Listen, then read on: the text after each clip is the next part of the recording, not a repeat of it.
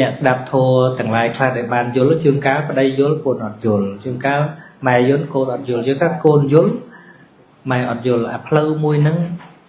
វាអត់មានកឡូម៉ែត្រវាស់ក៏ប៉ុន្តែផ្លូវទៅរកកុសលធម៌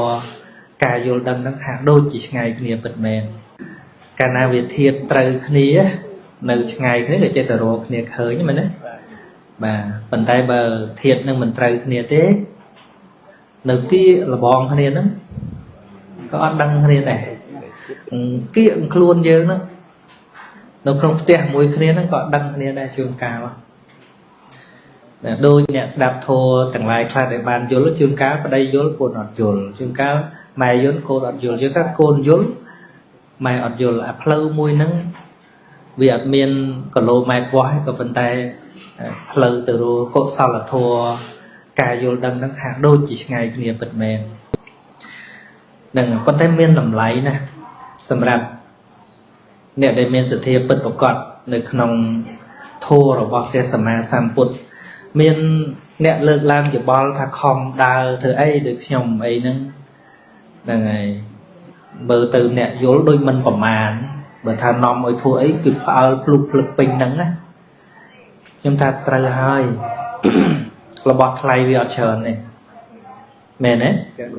ដូចទៅរែងមាសអញ្ចឹងរែងបានទាំងល្អីហ៎បានតិចតិចហ្នឹង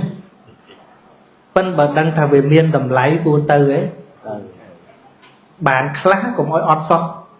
ឲ្យតែបានខ្លះរែងមកកច្រែងពីរកច្រែងគឺការទៅបានមួយចំណិតក៏គេរែងដែរមែនទេ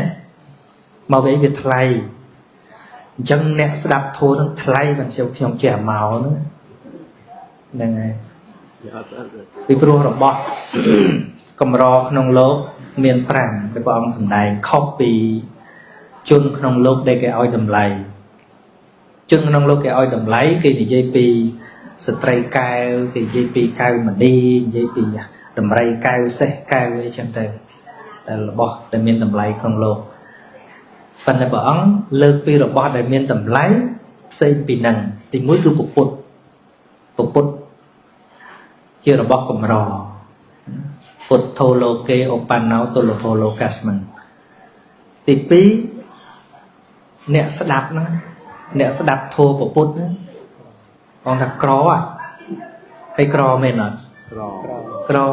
ហើយនឹងយើងនៅក្នុងប្រទេសអ្នកកាន់ពុទ្ធសាសនាផងក្រម្លឹងហើយចំទ្រង់រស់នៅអាហ្វ្រិកហ្នឹងបានម៉ាក់មួយហ៎ងាយទេមែនទេនេះទិន្នន័យយើងចុះបញ្ជីដាក់ថាម៉េច90%ជាង 90% 95% អីណោះហ្នឹងហើយភាគរយច្រើនម្លឹងហើយស្ដាប់ធម៌នៅពេលមាត់ដាក់គ្នាទៀតរៀនធម៌នៅពេលមាត់ដាក់គ្នាឡើយណា